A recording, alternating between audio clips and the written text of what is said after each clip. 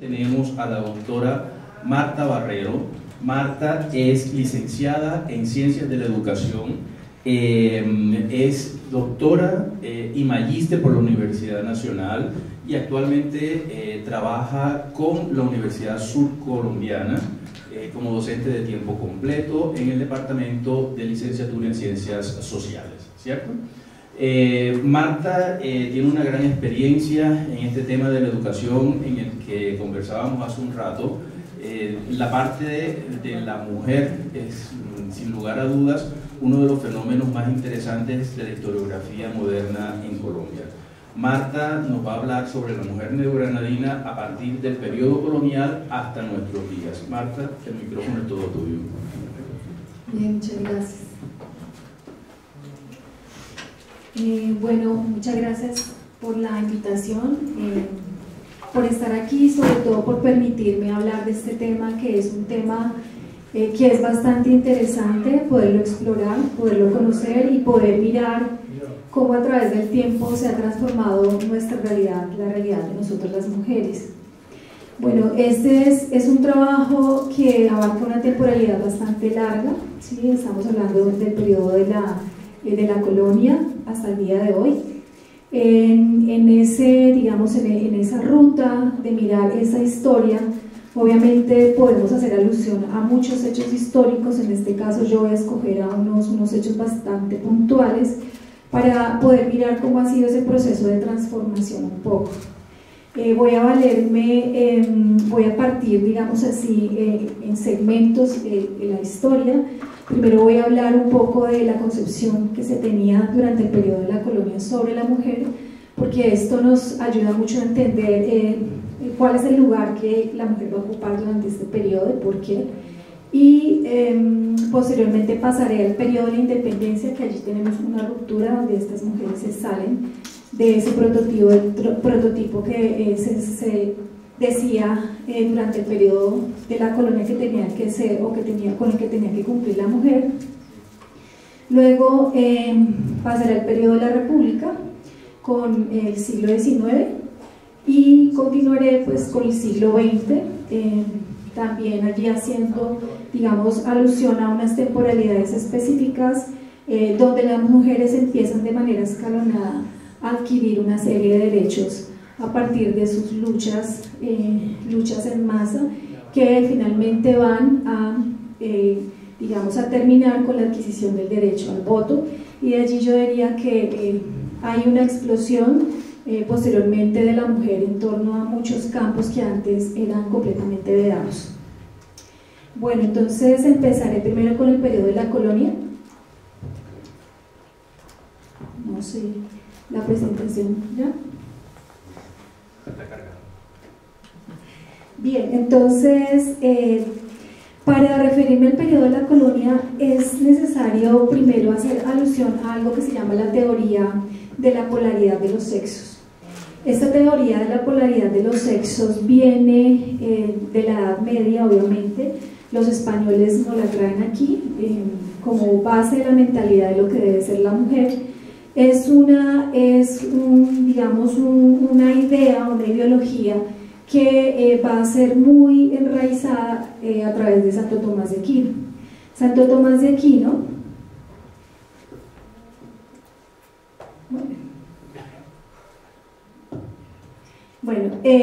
Santo Tomás de Aquino es un filósofo, padre de la filosofía, que va a empezar a establecer como unas características específicas de lo que significa la mujer durante este periodo de la Edad Media. Esas características son las que van a, de cierta manera, a determinar el papel de la mujer. Entonces, para Santo Tomás de Aquino, a la luz de la religión cristiana, la mujer es un ser imperfecto, ¿sí? Es un ser que por naturaleza es inferior al hombre. De hecho, narra, según la Biblia, que la mujer nace de la costilla del hombre, ¿sí? Y por el hecho de nacer de la costilla del hombre es una mujer que se debe al hombre. Es una mujer que engaña, es una mujer que nace con la imposibilidad de poder racionar, de poder pensar, de poder tomar decisiones ecuánimes, por lo tanto es una mujer a la cual no se puede confiar. Es una mujer que está dada al hombre con el fin de que el hombre pueda poner la semilla de la vida en ella, porque el dador definitivo de la vida es el hombre. La mujer sencillamente es un nido y Dios la ha creado básicamente para que ayude al hombre en ese ejercicio de la procreación. El varón, por lo tanto, es la perfección, es el varón y busca la perfección teniendo un hijo varón, o sea, la perfección está dada en que él pueda perpetuarse a través del tiempo teniendo hijos varones, ¿sí? Para que esta semilla de la perfección pueda seguir existiendo. El hombre, gracias al hombre es que la especie humana como tal ha existido y siempre seguirá existiendo. El hombre es un ser racional por nacimiento, ¿sí? El hombre es la persona que debe guiar en todos los sentidos a la mujer en medio de su imperfección. El hombre es de tal manera el ser que tiene que siempre estar guiando a la mujer, pero sobre todo no fiarse de ella, porque al ser la mujer un ser imperfecto, ese ser imperfecto puede en determinado momento llevarlo por el camino del mal, como sucedió, como dice la Biblia, cuando Eva convence a Adán para que coja el fruto prohibido. La mujer tiene por su cuerpo y por su belleza es tentadora para el hombre, ¿sí? Su belleza y su cuerpo son una tentación. El hombre debe tratar de evitar esa tentación al máximo para porque puede caer en pecado. Entonces esto es más o menos digamos la idea que se tiene sobre el papel que va a cumplir la mujer en este tiempo. De ahí que entonces se establezca que siendo la mujer tan imperfecta no es posible poderle dar la posibilidad de que ella dirija su vida, que sea independiente, que pueda tomar decisiones civiles ni políticas. Es imposible porque la mujer no sabría cómo hacerlo.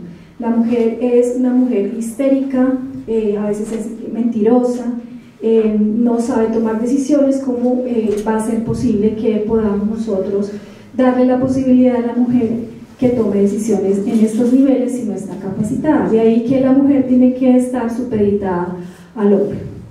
Esto hace entonces que la mujer sea relegada al mundo o a la esfera privada, es decir, su mundo está relegado al hogar, está relegado a estar con su familia, con sus hijos, en caso de casarse, con su esposo. Ese es el mundo de la vida a la cual tiene que la mujer quedar reducida. El mundo de la esfera pública entonces va a corresponder al hombre. Es el hombre entonces el que va a estar allí, el que va a tener el ejercicio de la política, el que va a poder tomar decisiones, el que va a poder llevar sobre sus hombros todo, digamos, lo que tiene que ver con el manejo económico de la familia y por supuesto el manejo de los bienes. De ahí entonces que todo esto va a repercutir en la sociedad colonial y vamos entonces a ver que la mujer durante el periodo de la colonia no va a tener derechos jurídicos ni políticos, va a estar, no va a poder tampoco ocupar cargos públicos de ninguna manera, por lo que acabo yo de explicar. Siempre va a tener que estar, digamos, bajo la tutela del hombre, y esto hacía que de cierta manera tuviera que someterse a humillaciones, incluso muchas veces digamos, a ser golpeada.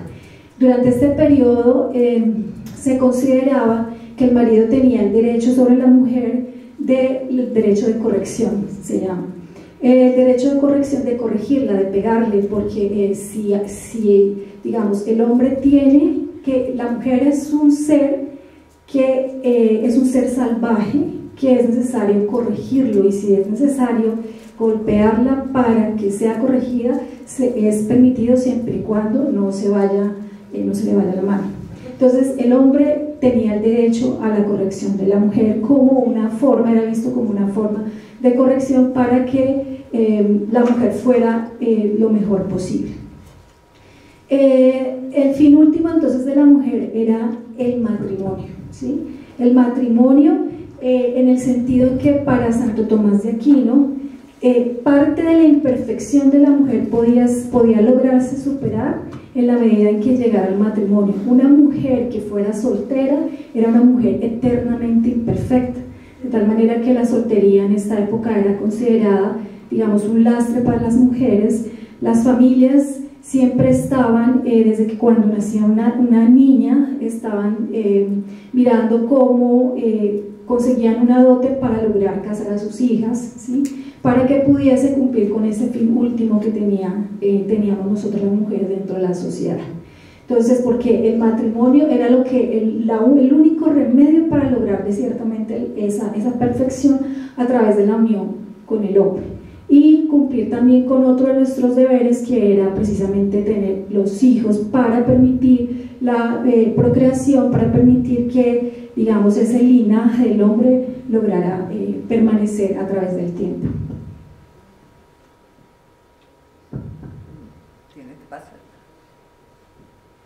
Bueno, la mujer no podía salir sola a la calle. La mujer siempre tenía que estar acompañada en sitios públicos con su hermano, su padre, familiares o con su marido. En las únicas espacios que podía ocupar la mujer en este momento era para ir a misa o para visitar un familiar, acompañada también de una figura masculina que fuese un familiar. Solo podía salir a los espacios públicos acompañada de su marido, específicamente a lo que tiene que ver con actividades como ir a misa, ¿sí?, de pronto a eventos donde fuera acompañada. Del resto, la mujer no podía estar sola por las calles andando, era completamente mal visto. No había una educación como tal de manera institucional. Al principio de la colonia, la educación era básicamente doméstica, es decir, los padres eran quienes, a través de la contratación de catedráticos, decidían qué querían que sus hijos aprendieran. En el caso de las mujeres, algunas mujeres de posiciones altas lograron una educación privilegiada, a diferencia de otras mujeres. Esto nos hace recordar que cuando hablamos de las mujeres en la colonia tenemos que referirnos a distintos tipos de mujeres, no todas éramos iguales en ese momento. Aquí tenemos que hablar de las mujeres españolas, las mujeres criollas, que eran las que ocupaban, tenían mejores posiciones sociales, tenían ciertos privilegios, pero obviamente esos privilegios no se podían comparar con los privilegios que tenían los hombres. Estaban las mestizas, había algunas mestizas acomodadas, estaban las indígenas y pues también estaban las esclavas, que vienen a ocupar, un lugar menos privilegiado en esta sociedad colonial, ya que no eran consideradas ni siquiera como seres humanos, eran consideradas como mercancía que se podía vender y comprar de acuerdo a las capacidades que tuvieran, de acuerdo a la edad, si sabía cocinar, tejer, bordar, ¿sí? De acuerdo a esta experiencia, pues asimismo era el precio que tenían estas mujeres esclavas. De tal manera que cuando nos estamos refiriendo a las mujeres de la época de la colonia, es preciso tener en cuenta estas diferencias que existían de pureza de sangre, como la denominaban en este periodo. De igual manera, las mujeres, en el sentido del matrimonio, para las mujeres españolas, criollas y mestizas acomodadas, era casi que una obligación social, mientras que para las indígenas el matrimonio no era una opción por sus condiciones de vida, ya que sus parejas tenían que trabajar en la mitad y muchas veces este trabajo se prolongaba más de lo que se había determinado, y de tal manera que estas mujeres prácticamente estaban viviendo solas, manteniendo a sus hijos, de tal manera que no era, un afán, según algunos estudios que hace Pablo Rodríguez de esta temporalidad, pues no era casi un afán para las mujeres mestizas, pobres, el matrimonio, como sí lo era para las mujeres españolas, criollas y mestizas acomodadas. Esto era, una condición muy importante, y sus familias siempre estaban mirando con quienes casaban a sus hijas que fuesen iguales en condiciones de pureza de sangre.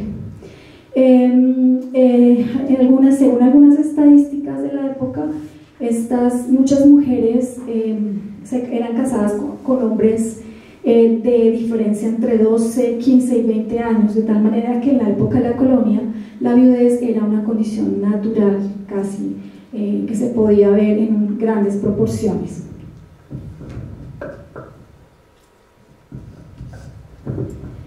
Bien, hacemos un saltico acá al proceso de la independencia. Ya más o menos hemos entendido un poco cuál era ese imaginario que se tenía sobre la mujer que determinaba su rol dentro de la sociedad.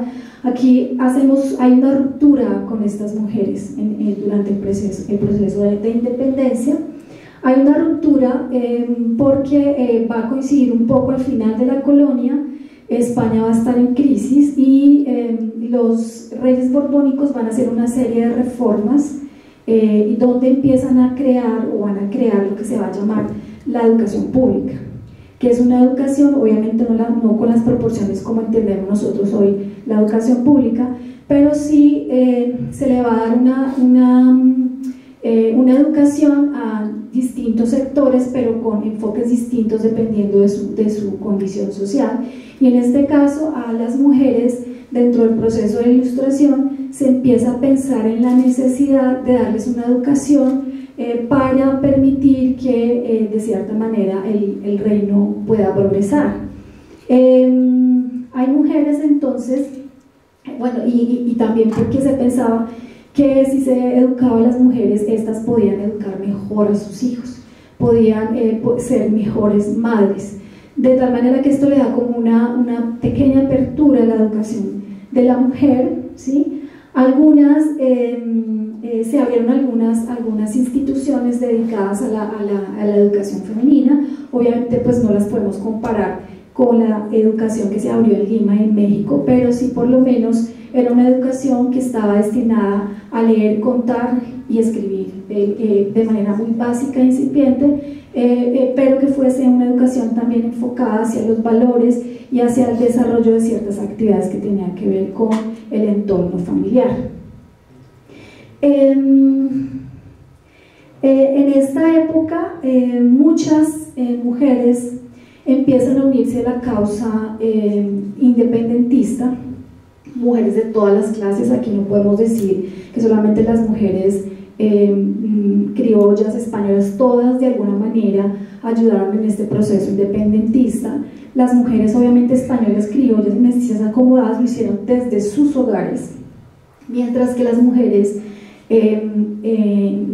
indígenas y mestizas, pobres y negras lo hicieron en los campos de batalla o lo hicieron digamos en la ciudad, porque de cierta manera a partir de los roles que ellas desempeñaban podían tener una movilidad que les permitía desarrollar actividades como por ejemplo llevar información, ayudar a transportar armas, de mensajeras, de espías, ayudar a conseguir ropa, mercado.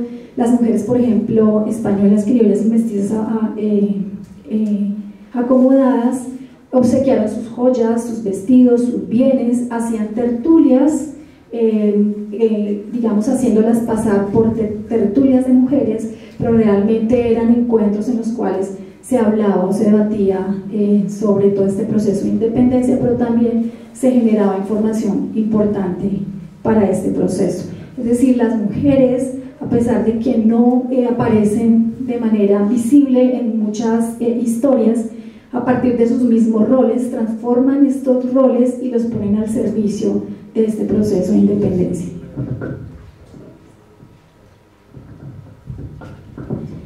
Aquí vemos algunos roles. Por ejemplo, las mujeres santafereñas disfrazaban sus reuniones, hacían reuniones en sus casas, servían como anfitrionas a estas reuniones clandestinas, pero las hacían pasar como reuniones muy sencillas de tomar té o compartir. Las mujeres que tenían acceso digamos, a la ciudad, a caminar, auxiliadores económicas de las tropas, enfermeras, estafetas, incluso hasta integrantes del ejército, ¿sí? Allí vamos a a tener, ahorita mencionamos el nombre de una de ellas. Servían también para reclutar jóvenes. Bueno, dentro de muchas, algunas mujeres que quise como destacar acá porque hay muchísimas, ¿sí? Está por ejemplo Juana Escobar, que era campesina. Juana Escobar, hay una estatua de ella que está ubicada en Corrales, Boyacá. Aquí tengo una imagen. Ella ayudaba a la fuga de los miembros del ejército independentista que eran perseguidos. Ella le indicaba, ella conocía muy bien la región, le indicaba a las personas por dónde escapar, por dónde irse. Ella finalmente la cogen, la presan y cuentan la historia que la cogen de espaldas con otro soldado y atraviesan una lanza entre los dos. Es una muerte bastante fuerte la de ella. Simona Maya, también campesina, este año en julio estrenaron una película que habla sobre ella. Simona se disfraza de hombre para poder estar luchando hombre a hombre con los hombres en la guerra. Si bien las mujeres estaban allí presentes en la guerra independentista, por lo general era cocinando, ayudando a coser ropa de enfermeras, pero Simona, digamos, transgrede el hecho de que las mujeres no podían luchar con armas, se disfraza de hombre y entra allí. Cuentan también que era tan valiente que se ganó el apelativo de mi sargento. Ella va a comandar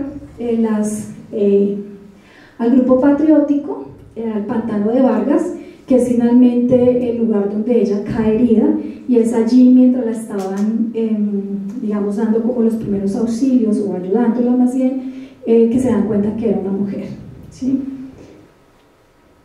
Tenemos a Josefa Cánoles, también una campesina, que va a cruzar junto con el ejército independentista el páramo de Pisba, que es un páramo pues que es muy agreste su clima. Ella iba embarazada, en ese páramo tiene a su hijo, y el hecho de, digamos, de ir embarazada, tener su hijo en esas condiciones en las que estaba, pues le da mucha fortaleza al ejército. El ejército la admira por estar allí con ellos, acompañándolo en su estado en el que está, y ya da a luz a un hijo que lo van a llamar Patricio del Páramo.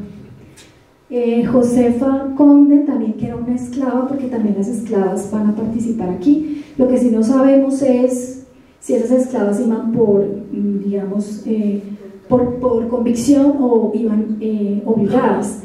En este caso tenemos a Josefa Conde, esclava, que se encargaba de recoger armas que quedaban tiradas después de las batallas, recolectar caballos. Ella finalmente fue, digamos, presa y fue ejecutada en Palmira. Y tenemos también toda esta lista de nombres de mujeres que nos habla Isaac Vargas Córdoba en su artículo Heroínas de la Independencia, donde nos muestra todas las mujeres que fueron fusiladas y que de una forma u otra contribuyeron desde diferentes roles en ese proceso de la independencia. Entonces, y estos son algunos nombres, porque hay muchos otros más. Vemos que entonces aquí con este proceso se rompe ese papel que se le había dado a la mujer que tenía que ser dócil, esa mujer que tenía que ser como la Virgen María, una mujer callada, que no opinara. Aquí vamos a ver que todas estas mujeres de todas las digamos, condiciones sociales van a participar de una manera u otra. Muchas de ellas van a perder la vida, ¿sí? Otras van a lograr sobrevivir, pero esto para mostrarles un poco que la participación de la mujer fue bastante importante, ¿sí? Vamos entonces ahora con la República del siglo XIX. Ya logramos la independencia, empezamos a consolidarnos como república, y vamos aquí a encontrar que con el inicio de la república se retoma el interés por la educación de la mujer. Es decir, se va a considerar, al igual que en el periodo de la Ilustración, que la educación de la mujer es importante, o sea, que no se puede dejar a la mujer sin educarla, porque si se quiere realmente transformar esa sociedad colonial realmente a una república, es necesario incluir a las mujeres también en ese proceso de educación, para que ellas a su vez también puedan contribuir a través de sus hijos a esa transformación. Sin embargo, vamos a ver que vamos a encontrar bueno, esa transformación no implicaba que la mujer estuviera incorporada en el mundo político, en el mundo económico, no, simplemente desde su hogar, a partir de una educación que se le diera, cómo ella podría dentro de su hogar contribuir a esa transformación. Se da una discusión sobre qué enseñarle o cuál debía ser el currículo con el cual debían abrirse esas escuelas. Entonces hay tres opciones. Una primera opción, que se debían educar madres con conocimientos de la moral y que practicaran algunas de las bellas artes. Una segunda opción, que fueran mujeres que se les enseñara a leer, escribir, coser, bordar y algunos rudimentos de religión. El tercero, a leer, escribir, contar de memoria, conocer los pesos, porque podía ser engañada en el momento de hacer algún tipo de transacción. Recordemos que anteriormente el hombre mantenía el poder económico, era el que manejaba todo. Entonces, si se le quería dar una apertura de pronto a la mujer para ir a comprar algo a la tienda, qué sé yo, hacer una transacción, era necesario enseñarle a que conociera los pesos para que no la engañara. Básicamente esa era como la esencia de esa propuesta. Las medidas y las monedas, bueno, para que no fuera engañada en las compras, y quizás algo de historia y de geografía para que tuviera algo que hablar cuando se reuniera con su marido, ¿sí? Cuando estuviera como con su familia, pudiese tener una conversación. Entonces había una discusión sobre cuál debía ser como el pensum o las escuelas que se abrieran, posiblemente cómo debían ir dirigidas, en cuál de estas rutas. Este primer periodo sabemos que fue un periodo bastante difícil, porque Colombia se independiza y tiene crisis económica, tenemos una crisis, y este proyecto pues no se puede llevar a cabo, de tal manera que ese ideal de la educación de la mujer no logra llevarse a la realidad.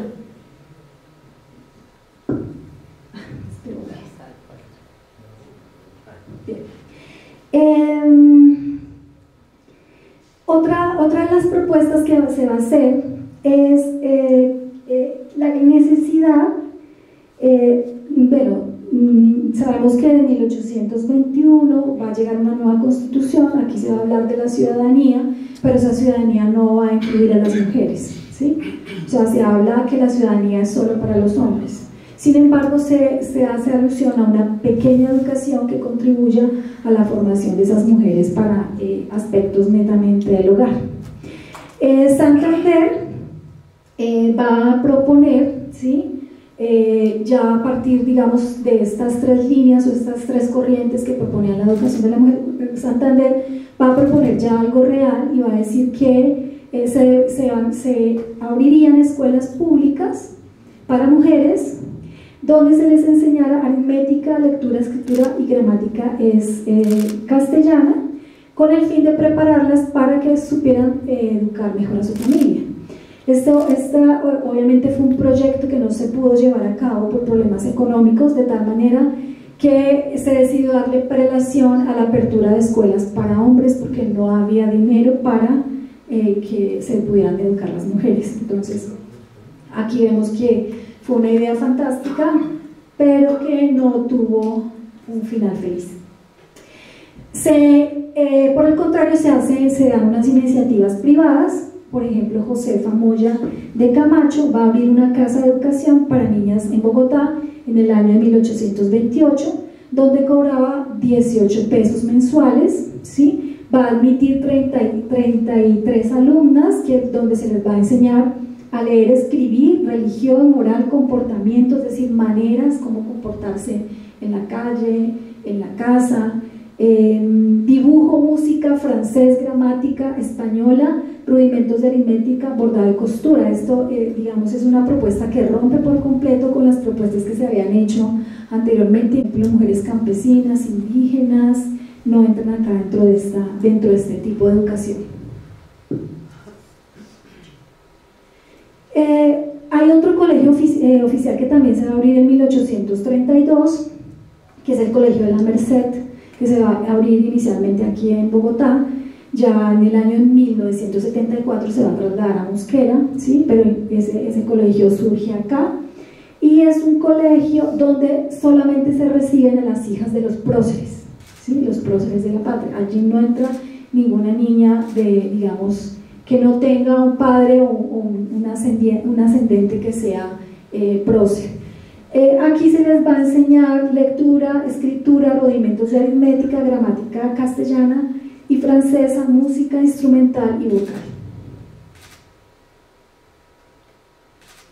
Bueno, desde 1840 y 1860 nuevamente vamos a tener las voces de la necesidad de darle una educación pública a las mujeres, financiada por el Estado, también con la idea, y en esto aquí va a entrar Mariano Ospina Pérez, con la idea de que era necesario empezar, que era una idea para mí, desde mi punto de vista, bastante avanzada para la época.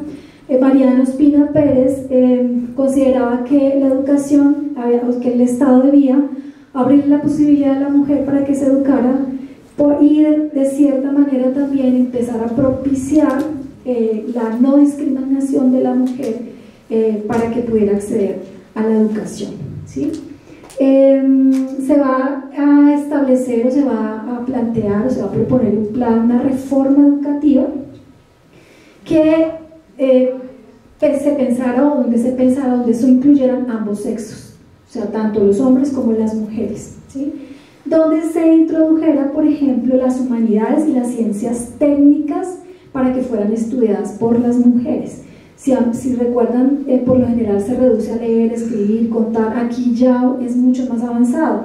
Se está hablando de que las mujeres entraran en el campo del conocimiento de las humanidades y de las ciencias técnicas, ¿sí?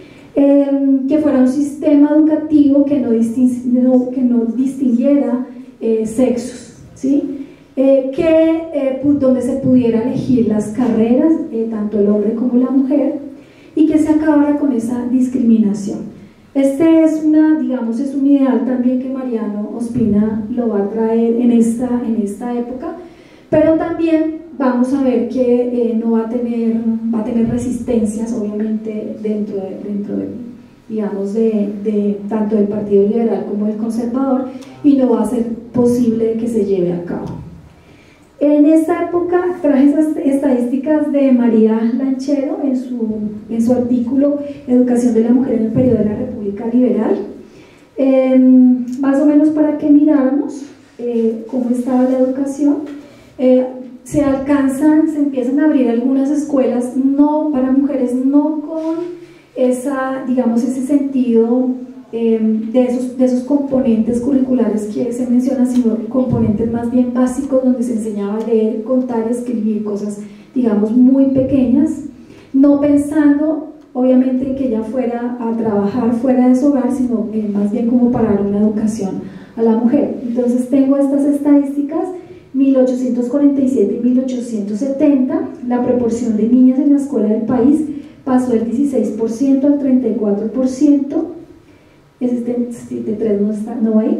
De 1873 al 74 se va a registrar un total de 1845 escuelas en el país, en total que comprendían tanto el sector rural como el sector urbano, y en las cuales se educaban 1.301 niños y 544 niñas. Sí, acá estoy incluyendo los colegios privados, ¿sí? Porque recordemos que digamos, lo privado es lo que va a surgir más pronto que las públicas.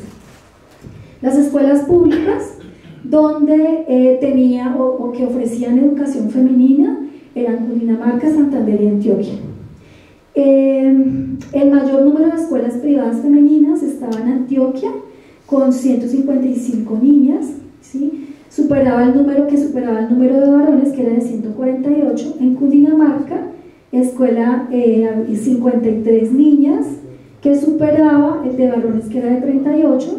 La instrucción privada acogieron muchas jovencitas, 1.347 niñas que se educaban en 1869, en 1869, y en 1881, con las reformas que se hacen, van a pasar a 32.347 niñas educadas. Entonces vemos que se va a empezar como de manera muy lenta hacia la década del 30, la incursión de las niñas en la educación, pero es una educación no para salir a hacer algo en la esfera pública, sino para mejorar, digamos, su condición de madre, de mujer, ¿sí? Estados con los índices de escolaridad femenina más alta en 1874 está Antioquia, Cundinamarca y Santander, y con los índices más bajos en ese mismo año está Cauca, Tolima, Bolívar y Magdalena. Entonces, más o menos para que tengamos un referente a partir de la estadística. ¿Qué va a pasar en 1870? En 1870 se va a hablar, va a ser, digamos, una apertura bastante importante, porque aquí ya se venía hablando de las escuelas normales. Santander habló de las escuelas normales, pero digamos, fue un fracaso. Con Mariano Ospina también en el 40 fue un fracaso, también se quiso incorporar. Ya aquí en 1870 ya como tal ya se da un empuje a las escuelas normales, y sobre todo lo importante es que empiezan a funcionar también, o se le da vía libre al funcionamiento de las escuelas normales para mujeres. Esto va a ser supremamente importante porque a partir de aquí se da una apertura para que las mujeres empiecen a trabajar en las escuelas como maestras de niñas, ¿sí? Entonces se restringe su trabajo o su labor a la enseñanza de primeras letras, como se llamaba en este momento, no primaria, no, lo que hoy es primaria, en ese entonces se llamaba primeras letras. Estas mujeres se les da el aval para que empiecen a trabajar como maestras de estas escuelas. Era totalmente prohibido que trabajaran en colegios que estuvieran integrados por varones, ¿sí? Entonces únicamente puedan trabajar en colegios de niñas. Esto es un avance muy significativo para esta época. En 1880 estaban abiertas ya 12 normales de varones y 11 normales de mujeres, ¿sí? Algunas con interrupciones por el tiempo, porque siempre se daba, cuando escaseaba el dinero, se daba prelación, era a las normales de varones, de tal manera que las normales de mujeres a veces tambaleaban cuando no había dinero. Las mujeres entonces en esas escuelas normales podían aprender geografía, matemáticas, gramática, un poco de medicina, ¿sí? Entonces este va a ser como un primer logro, digámoslo así, importante en este periodo, porque aquí ya la mujer sale de la esfera privada y puede estar, aunque sea de manera muy chiquita, en un ámbito pequeño de la vida pública. 1880 se van a conceder permisos para que las mujeres puedan acceder a la educación superior, pero obviamente no van a ser permisos para todas las personas. Había que cumplir con una serie de requisitos. No era que si yo quería me iba a estudiar a una universidad, no, sencillamente era un permiso que se le daba, ¿sí? Y únicamente para estudiar en universidades de carácter privado. Las clases pues estaban dirigidas a aprender costura, algunos conocimientos básicos de medicina, pero medicina dirigida a cuidar niños. Si se enfermó mi esposo, ¿qué le puedo hacer? Si el niño se cayó, ¿sí? Y esto les va a permitir también a algunas mujeres desempeñarse como comadronas, ¿sí? O como parteras, sobre todo a mujeres que van a ser mestizas acomodadas o mestizas. Esto les va a abrir, digamos, una pequeña puertecita allí en este sentido.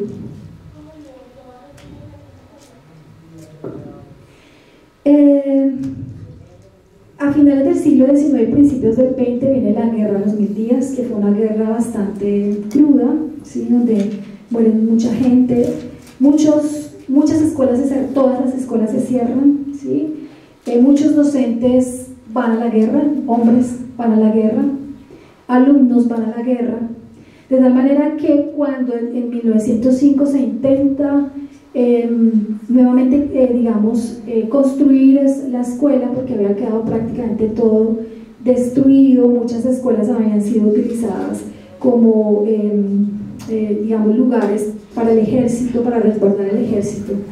Las escuelas quedan destruidas, se intenta una reconstrucción en 1905 de volver otra vez a la normalidad con las instituciones educativas, pero había un pequeño problema. No habían hombres, muchos hombres, o hombres suficientes más bien, que pudiesen ser docentes de instituciones de varones. Recordemos que yo les había dicho anteriormente que era prohibido que una mujer diera clases en instituciones de varones. Pues aquí se hace una pequeña concesión a las mujeres y se les va a permitir por cierto tiempo que ellas vayan a dar clases a los varones en las escuelas primarias, ¿sí? Entonces es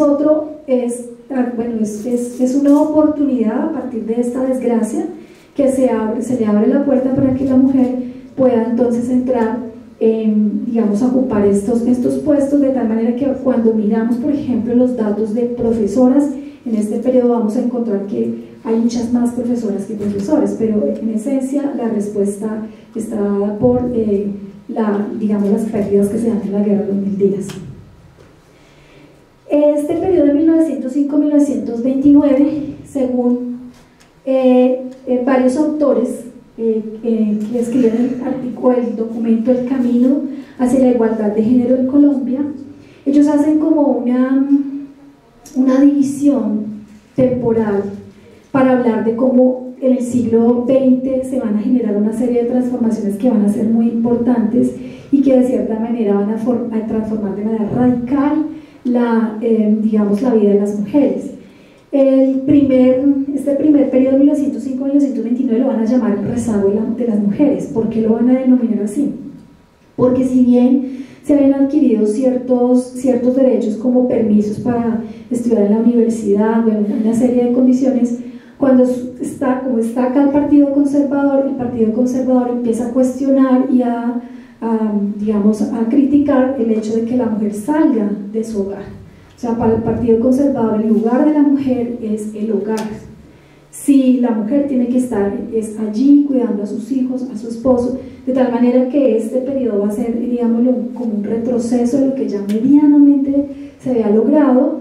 Muchas normales quedan casi que desfinanciadas en este periodo, pues también por la guerra, se le suma el tema de la guerra, pero también por el hecho de que aquí en este periodo, el Partido Conservador, a partir del concordato de 1887, pues le va a entregar la dirección de la educación a la Iglesia, y la Iglesia tenía un imaginario establecido sobre el rol de la mujer, ¿sí? Entonces aquí, digámoslo así, va a ser un poco, se va a retrasar un poco este proceso. ¿Qué es lo que van a decir ellos? Que el rol de la mujer debe ser, volvemos nuevamente con lo que habíamos empezado, que el rol de la mujer debe ser de dependencia al hombre, ¿sí? Pues se vuelve nuevamente en este periodo a ello. Dice que el marido está obligado a proteger a la mujer, ¿sí? Y que la mujer debe ser obediente a su esposo. El marido tiene derecho a obligarla a vivir con él y seguirle a donde quiera que se traslade su residencia. La mujer, al casarse, pues obviamente el que debe manejar el dinero es el hombre. O sea, volvemos nuevamente aquí a todo eso que la colonia nos había dicho, que éramos las mujeres, que teníamos que estar sujetas al hombre, que no podemos tener propiedades a nombre nuestro, todo el dinero y todo debe manejarlo nuestro marido. La patria potestad es del hombre. Nosotras no teníamos derecho a la patria potestad de nuestros hijos, eso le correspondía al hombre.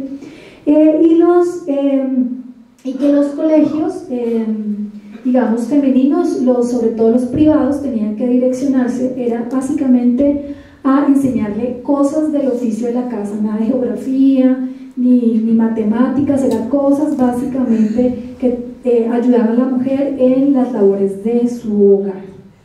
Entonces, por eso estos autores denominan este periodo como un periodo como casi, digamos, de retroceso, un periodo donde se pierden muchos aspectos que se han ganado. Luego viene el periodo de 1930 al 65, que es un periodo que denominan como el cimiento para el empoderamiento de la mujer. Vamos a ver, aquí vamos a empezar a ver una serie de mujeres intelectuales que se van a formar no acá en Colombia, sino que se van a formar por fuera de Colombia, ¿sí? Porque en Colombia no está esa posibilidad, no van a tener esa posibilidad. Es el caso, por ejemplo, de María Rojas Tejada, ¿sí?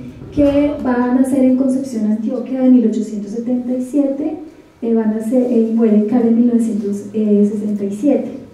Ella alcanza a estudiar aquí en la normal, como ya no tiene opción de pedir permiso para estudiar en grado superior, ella decide irse a Estados Unidos. Obviamente no cualquiera se va a Estados Unidos en esta época, para que más o menos tengamos idea a qué clase social pertenecía. Ella se va a Estados Unidos y allí ella va a estudiar educación y artes, que en una universidad de mujeres va a estudiar educación y artes. Va a tener contacto con todo ese movimiento sufragista que estaba hirviendo en Estados Unidos y que también estaba hirviendo en Europa. Va a tener contacto también con muchos pedagogos, porque también en esta época se estaba forjando la pedagogía, ¿sí? Vamos a tener también muchas mujeres, como por ejemplo María Montessori, que es una mujer muy importante desde el punto de vista pedagógico, y al parecer, esto es una especulación mía, yo creería que ella tuvo algún contacto con María Montessori, porque de hecho ella, cuando llega a Colombia, ella pone los colegios que intentó poner, ella tomaba como método base el método de María Montessori, y ese era un método que estaba en boga, o sea, se estaba empezando a comprender hasta ahora en Estados Unidos y en Europa. Ella fue una mujer que fue perseguida obviamente por su forma de pensar. Ella trae todo su pensamiento sufragista. Se dice que es la primera mujer que va a hablar sobre el derecho al voto acá en Colombia, y pues obviamente esto no va a caer muy bien a muchos. Ella es perseguida, ella va a tener que trasladarse a muchas ciudades. De Antioquia se pasa a Medellín, luego a Manizales y luego a Pereira, tratando de abrir su colegio, pero en todos lugares la desterraban, la sacaban, de tal manera que finalmente ella termina yéndose, porque aquí no puede, digamos, labrar su proyecto. Pues va a sufrir muchos ataques obviamente de la iglesia, porque era una mujer salida de su tiempo, una mujer intelectual, escritora, pedagoga, sufragista, ¿sí? Entonces esta fue una de las primeras mujeres que se considera la primera mujer que va a hablar del derecho al voto en Colombia, pero que desafortunadamente pues no va a tener como un eco para que estas ideas puedan surgir. En 1930 va a surgir, ya posterior, un poco ya va a aparecer este personaje en el escenario. En 1930 vamos a ver que va a surgir un movimiento de mujeres, un movimiento que va a buscar en esencia que se les den capitulaciones matrimoniales, ¿sí? Estos van a ser como sus principios, su bandera de lucha, capitulaciones matrimoniales, que tengan acceso a la educación, es decir, que, porque bueno, les están dando una educación de primeras letras, ahí incipiente, pero ellas empezaron a exigir: queremos más, queremos una educación secundaria y queremos también acceder a la universidad. Y también estaban pensando en la posibilidad de poder ejercer o participar en cargos públicos. Estas primeras mujeres que se van a movilizar son mujeres que obviamente van a tener un acceso cultural, muchas se van a educar en el exterior, van a llegar aquí con muchas ideas, con querer cambiar las cosas, y se van a agrupar, ¿sí? Se van a agrupar y van a tener una mirada crítica sobre la educación, y van a querer también acceder al voto. Este movimiento feminista, que se va a denominar como tal, no va a ser un movimiento uniforme, va a tener dos vertientes también. hay unas mujeres que decían, listo, yo voy a estar en este movimiento, pero para mí el único espacio legítimo de realización es mi hogar. O sea, yo quiero de pronto luchar digamos, por el derecho a estudiar, ¿sí? Pero de ahí a que yo derecho para salir a trabajar no me interesa. O sea, yo quiero educarme, pero para estar en el ámbito de mi hogar. Y ellas tenían una revista que se llamaba Letras y Encajes, que fue fundada en Medellín en 1925, y allí escribían todo su pensamiento en torno a, digamos, a esa educación para ser mejores madres, mejores esposas, mejores hijas, y crearon una escuela que se llamó la Escuela de Domesticidad, ¿sí? Yo creo que con ese nombre lo dice todo. Y su ideal de mujer para formar a la mujer delicada, la mujer centrada en el hogar, la mujer abnegada, etc. ¿Sí? O sea, es decir, ellas hacían parte de este movimiento en pro de la educación, pero no querían salir de su radio de acción de la esfera privada. Había otra, digamos, vertiente que era más fuerte, más beligerante, que decían, no, aquí tenemos nosotros que exigir el voto, ¿sí? Exigir educación también, derechos salariales, y queremos acceder a cargos públicos, y el voto también. Era digamos, una línea un poco más radical, que estuvo bajo la dirección de Ofelia Uribe de Acosta. Ellas también publicaron, tuvieron también su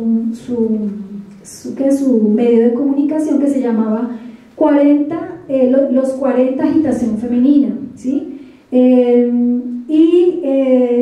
Tenían una identidad, su identidad era básicamente combativa, o sea, ellas iban por todo. O sea, no, nuestro radio de acción no se puede limitar a la casa, queremos salir y hacer cosas que los hombres han hecho y que nosotros no hemos podido hacer hasta ahora. Entonces ese era el movimiento femenino. Por eso cuando hablamos de movimiento femenino no podemos decir que haya sido algo unificado, ¿sí? Todas, digamos, había vertientes. Incluso hoy, si hablamos de movimiento femenino, también hablamos de una cantidad, han crecido las vertientes. Bien, tenemos aquí que estas mujeres organizadas en el año de 1930 realizaron en Bogotá el cuarto Congreso Internacional Femenino, promovido por Georgina Fischer y Claudia Múnera, ¿sí?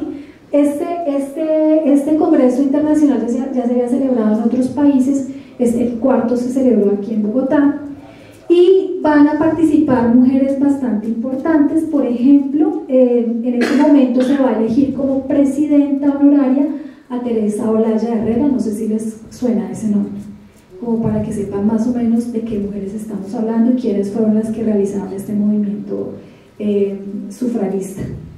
Este es el movimiento radical. Estas mujeres a las cuales me voy a referir pertenecen al movimiento radical. Está Ofelia Uribe de Acosta, Olaya Herrera, ¿sí? Entonces,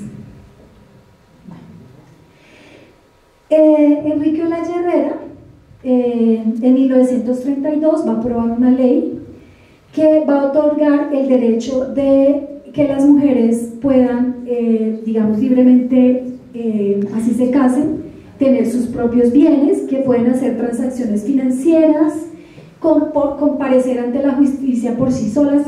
Recuerdan que yo les decía a ustedes que la mujer no era ni confiable para ser testigo porque era por su condición. Entonces aquí por primera vez se reconoce que ya pueden ir a servir de testigos en procesos jurídicos. Es decir, aquí se reconoce esto, pero el derecho al voto todavía no. O sea, el derecho al voto queda en remojo. O sea, listo, pueden manejar sus bienes, pueden acceder digamos, a estudiar, pero no todavía el derecho, porque había mucha resistencia política, tanto de liberales como de conservadores, no todos, pero sí una parte de los liberales, hacia que la mujer pudiese lograr el derecho al voto.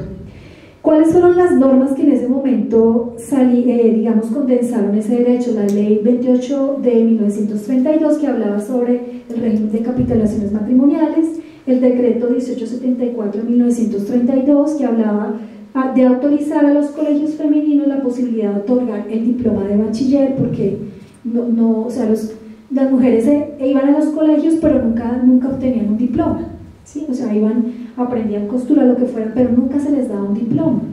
Aquí ya, entonces, se les da la posibilidad a esos colegios que puedan las chicas tener, o las mujeres, su diploma. El decreto 1972 de 1933, que va a permitir a la mujer acceder al derecho a la educación universitaria.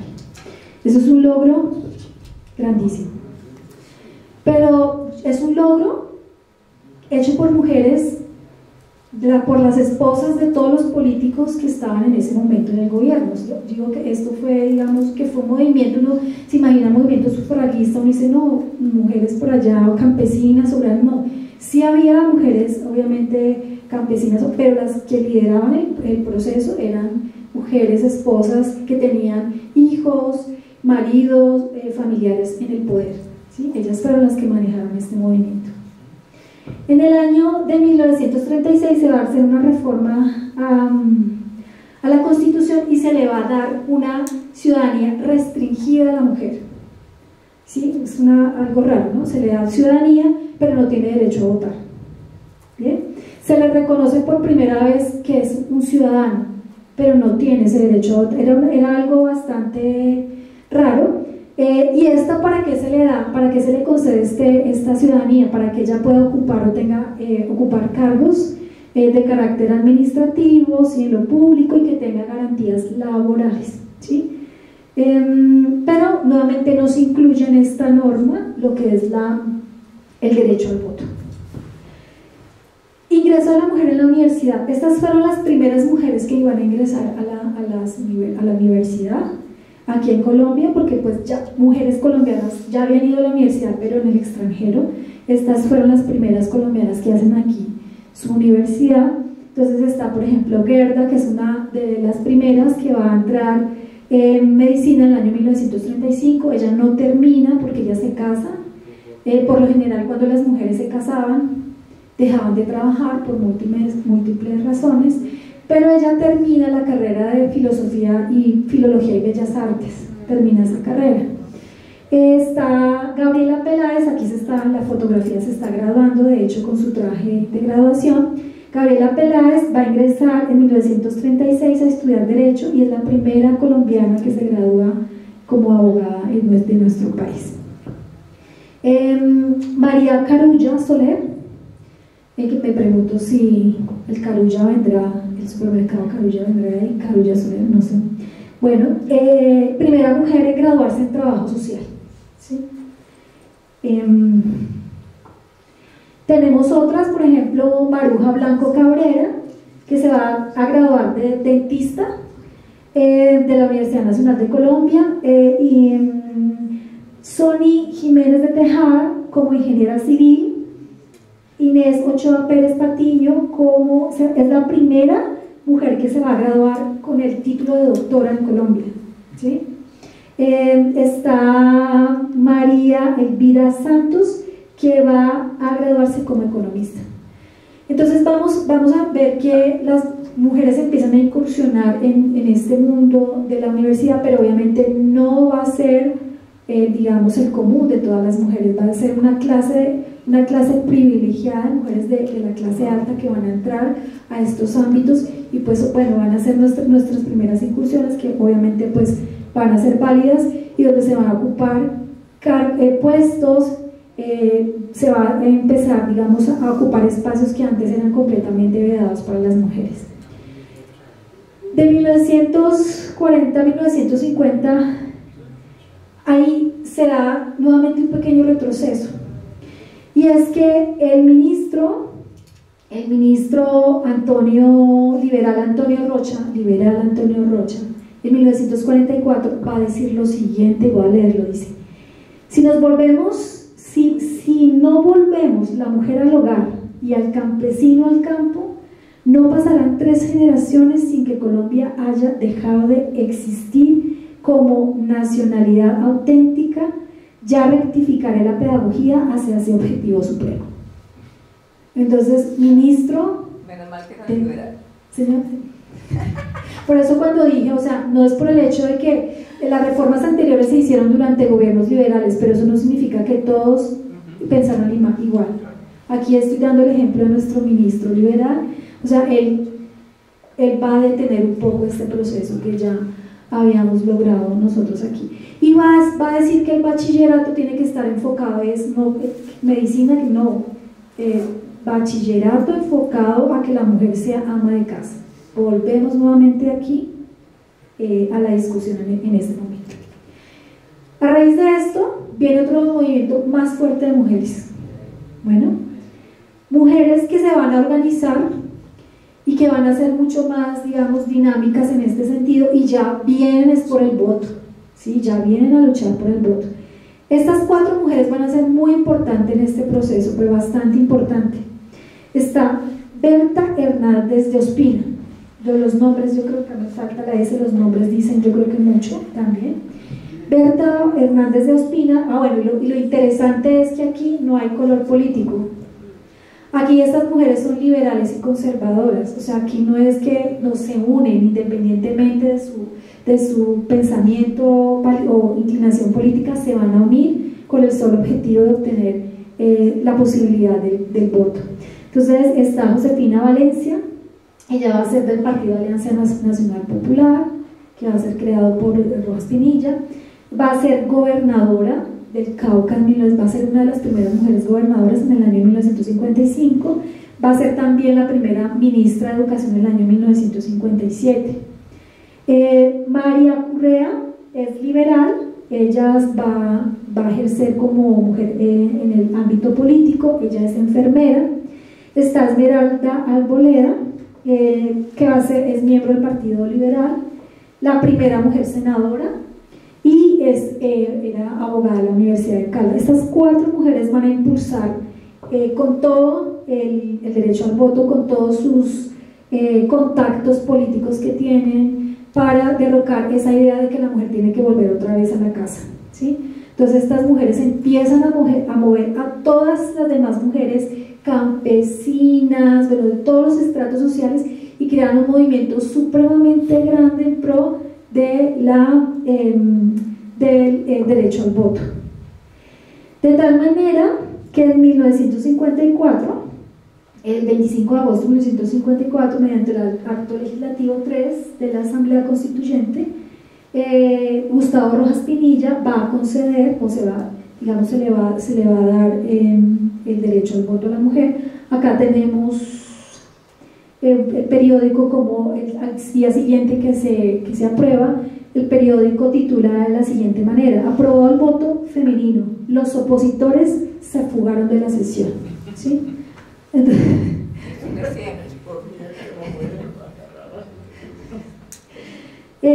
y acá tenemos una imagen de cuando se da todo el proceso de cedulación. Las mujeres van en masa a conseguir su cédula para poder votar posteriormente. Aquí tenemos las mujeres agolpadas, esperando la respuesta del sí al voto. Están totalmente agolpadas en el año 1954, mientras estaban en el Congreso debatiendo si le daban o no el voto. Las mujeres afuera con sus pancartas estaban allí esperando que se les diera esa noticia. De tal manera que en 1957 por primera vez las mujeres van a votar. Van a votar en el plebiscito, un plebiscito que se hace para validar lo que es el Frente Nacional. Aquí las mujeres empiezan a votar en masa, ¿sí? Bueno, quisiera, vamos a ver un pequeñito video de este tema del voto.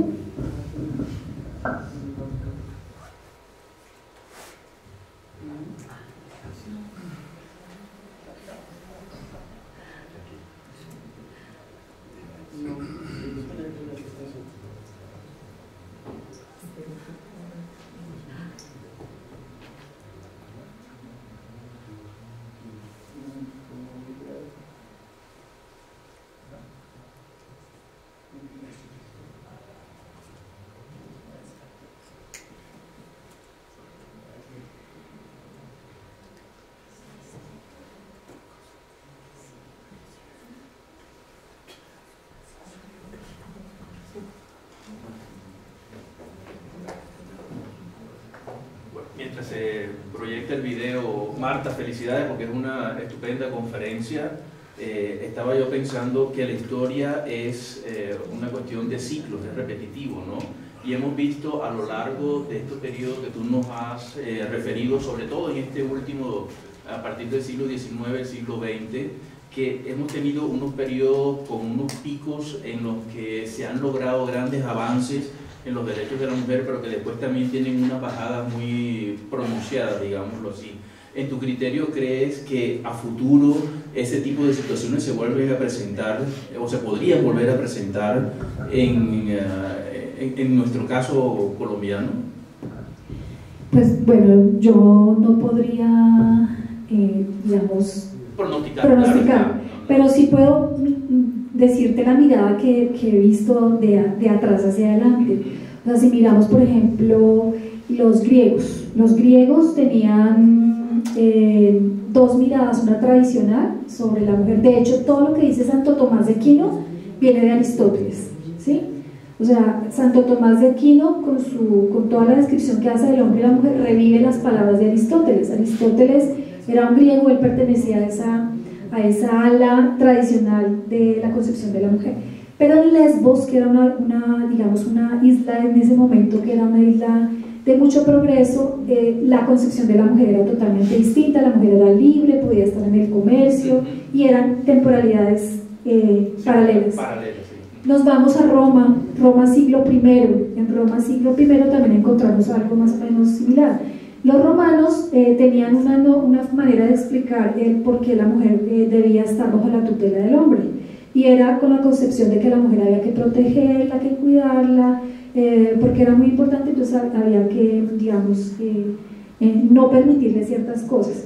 Se da una crisis con la caída del Imperio Romano, porque muchos hombres se van a la guerra y nadie quiere tener hijos, no hay matrimonios. Entonces se concede unos permisos para que las mujeres y los hombres se casen y que puedan tener hijos, y a las mujeres se les dice, por ejemplo, que si se casan y tienen 3 hijos, se les pueden manejar sus bienes, se le quita la dependencia hacia los hombres, y allí las mujeres en el siglo I van a tener derechos inigualables.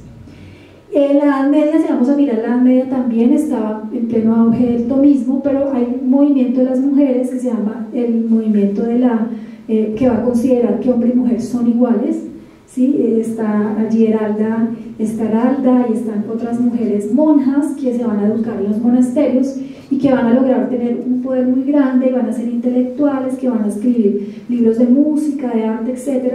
Y ellas van a hablar sobre la equidad de los sexos, y posteriormente va a haber también otro grupo de mujeres que también va a tener ciertas libertades. Entonces nosotros podemos ver que esto ha sido, o sea, este escenario que acabo yo de mostrar se ha repetido en todas las culturas, ¿sí? No sabemos qué pueda pasar a futuro, porque yo soy convencida de que todo lo que construimos nosotros en el mundo cultural parte de las ideas que se tengan, de las ideas de, por ejemplo, lo que es ser hombre o que es ser mujer. Y si en algún momento decidimos cambiar esas ideas, pues obviamente va a haber restricciones, ya sea para uno u otro sexo. Entonces, esto ha sido, no podemos decir que la historia de la mujer ha sido progresiva. Hemos tenido transformaciones de avance, retroceso, hemos corrido por un camino, por otro. Entonces no hay una linealidad de la historia cuando hablamos de estos temas. Esta mañana, cuando estábamos en la conferencia inaugural, uno de los conferencistas nos ponía una estadística y nos decía que, por ejemplo, en este momento el 53% de la población estudiantil, y yo creo que eso lo vemos los que somos profesores, son mujeres. Es decir, ahora comenzamos a ver una desproporción en cuanto a sexo en la universidad, ¿no? Y eso a mí me parece que es muy positivo desde todo punto de vista, entre otras cosas porque por experiencia propia sé que la sumisión y la obediencia son valores en extinción, pero bueno, la idea es, la universidad se convierte en un motor de progreso para la mujer, ofrece nuevas oportunidades laborales, ofrece nuevas oportunidades en el sector público y en el sector privado. ¿Crees tú que el papel de la universidad ha variado enormemente, o que el movimiento de que la incorporación a la mujer ha sido una cosa un poco aleatoria? No, la educación, digamos, universitaria de la mujer ha sido trascendental para cambiar la forma, digamos, de pensar y de ver el mundo, ¿sí? No es lo mismo de pronto tú estar en tu casa y tener una concepción muy limitada, que cuando sales a la universidad allí te muestran muchas cosas y mucho más si sales al exterior, pues eso te va a cambiar. Yo sí diría que la universidad ha transformado, digamos, la vida de las mujeres. Pero hay, digamos, un dato, y es que si bien las mujeres ahorita a nivel de pregrado somos más, digamos, somos más numerosas que los hombres, si vamos a mirar niveles de postdoctorado o doctorado, la cosa cambia. Allí están los hombres, por una sencilla razón, porque los niveles de doctorado exigen dedicación completa. Y yo como mujer no me puedo ir a hacer mi doctorado y olvidarme que tengo hijos, que tengo unas responsabilidades. Entonces esos niveles están todavía por conquistar. O sea, se han conquistado, pero necesitamos que más mujeres empiecen a insertarse en esos niveles educativos. Si quieres vemos el video.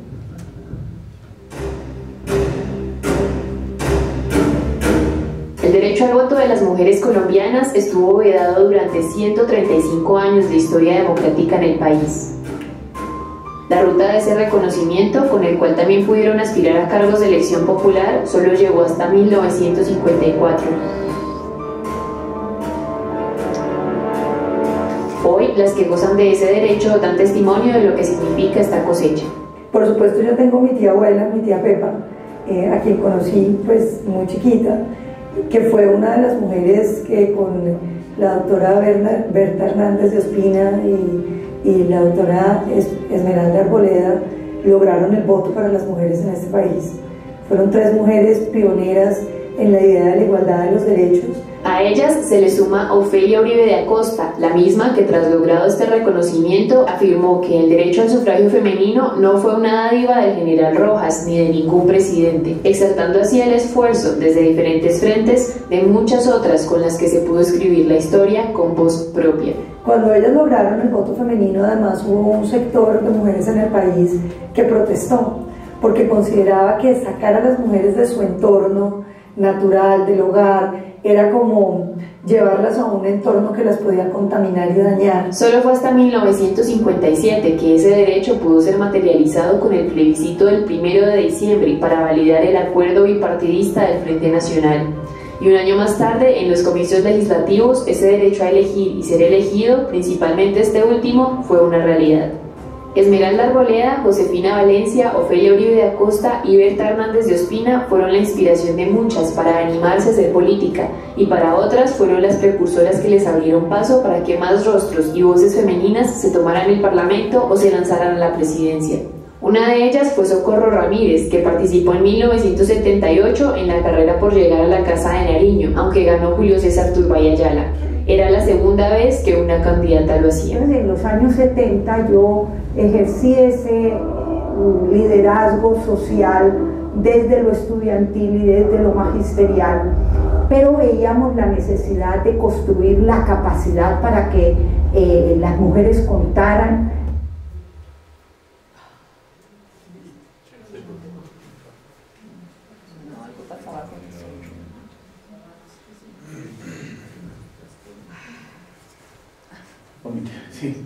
Solo numéricamente como electora, sino también en una vocería, y muchas mujeres al interior de ese partido tomaron la iniciativa de proponer y hubo consenso en que pues la vocería que yo venía teniendo en movimientos sociales y en el empuje de esta iniciativa de organización de las mujeres al interior del partido y del movimiento sindical y del movimiento social, pues daban una posibilidad de conexión directa, y por eso acepté esa responsabilidad.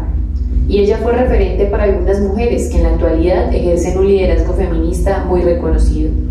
A nivel, digamos, del ejercicio de la política, una mujer como Socorro Ramírez, que estando muy joven, en el 78 quizá, fue la primera candidata a la presidencia mujer, una mujer de izquierda y una mujer feminista, quien después hizo de su vida académica una ruta muy interesante y quien hoy sigue absolutamente activa en la defensa de la paz y los derechos en las fronteras colombianas. Pero a la vez, para Robledo la inspiración surgió desde casa. Bueno, las feministas hacemos política desde la casa, desde el escenario doméstico. Y fue ese espacio doméstico, esa revolución que hizo mi madre en casa, donde mi padre también cuidaba y mi madre hacía y amaba la política, donde, digamos, me inspiré en lo que podía significar llegar al mundo de la política representativa. Para otras, la política fue herencia, como el caso de la familia Valencia, en el Cauca. Yo crecí en giras por los pueblos del Cauca, acompañando a mi papá, y cuando era chiquita y era una niña, siempre decía, yo voy a hacer política, yo quiero ser presidente. En mi casa, digamos, mi papá siempre me dijo, no te metas en la política, que es una profesión muy desagradecida. Pero yo creo que en el fondo también se alegraba porque de todas maneras desde la política son muchas cosas las que se pueden hacer. Y quedan algunas a las que el querer hacer política les llegó por impulso. Era un momento donde el narcotráfico hacía presencia en todas las ciudades de Colombia, atentados, y ocurrió el accidente de Luis Carlos Galán. Ahí tomé la decisión que nosotros debíamos participar. Nunca vi una mujer que me inspirara como tal, o tal vez ver la necesidad de las mujeres colombianas, o sea, de la mujer cabeza de familia, la mujer que está en el campo, la mujer rural, la mujer que está en condición de discapacidad, como esas mujeres que de pronto no tenían voz, no tenían como alguien que las pudiera liderar a nivel nacional y llevar sus propuestas al Congreso. Para las mujeres en la actualidad es evidente que aún existen ciertos obstáculos, especialmente barreras culturales. Cuando uno ya enfrenta el hecho de ser mujer y uno toma conciencia de su género y un poco asume los roles que le corresponden, yo ya sentía que esos espacios estaban cerrados para mí por el hecho de ser mujer. Tampoco salieron eximidas en su momento aquellas que se atrevieron a aspirar por la presidencia, como fue el caso de Socorro Ramírez. Lo más difícil en realidad fue que el gobierno central consideró insólita la campaña y la candidatura. Chevrolet Joy Sedan 2024 con conectividad.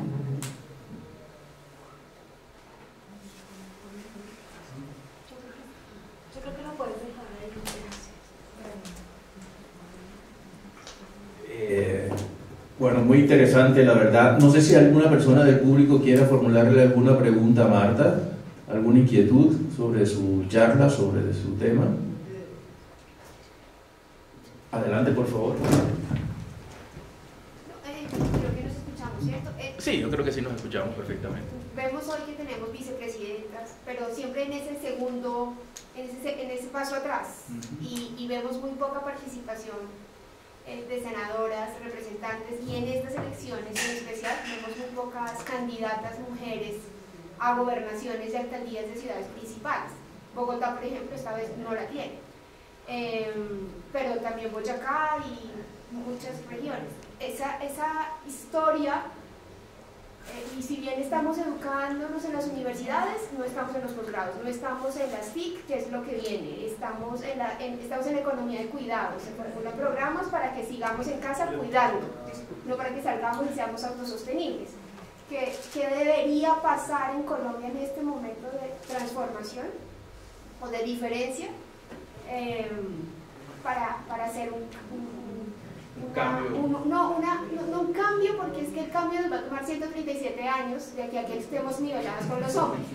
Y yo creo que volver a los hombres amigos de esta lucha es maravilloso, pero también cómo tener unos pequeños escalones más altos, no solamente esta historia que de a poquitos vamos ganando, sino qué deberíamos hacer todas para ser como estas grandes mujeres. Bueno, yo cuando hablo del tema de ideas, de las ideas, yo pienso que es por ahí que hay que trabajar a partir de la educación, porque si bien nosotros ya estamos ocupando espacios que antes no lo podíamos hacer, ocuparlos es difícil. Muchas veces tú llegas a un puesto y tú tienes que demostrar que te mereces estar allí. O sea, un hombre muy pocas veces tiene que demostrar que tiene que estar allí. Nosotras sí tenemos que demostrarlo. O si no llegamos por otros caminos distintos, que sería la forma de pensar del común. O sea, a pesar de que tenemos todos estos derechos, el machismo aún no se ha acabado, el machismo se ha transformado en otras, tiene otros tintes, digamos, otros desarrollos, y digo que a partir de la educación de nuestras nuevas generaciones es que hay que empezar realmente a cambiar eso.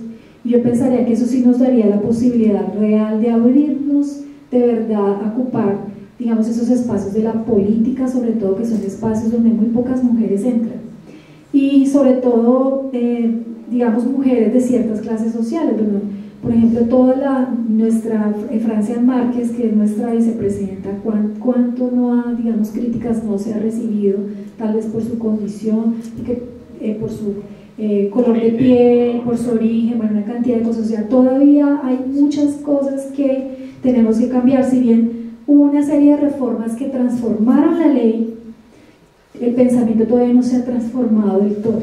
O sea, allí hay que empezar a trabajar a partir desde pequeños a nuestros jóvenes, para que realmente se miren con sentido de igualdad, y que todos tenemos, digamos, tanto hombres, aunque somos distintos en ciertas cosas, pero podemos complementarnos realizando, digamos, en un mismo espacio diversas cosas.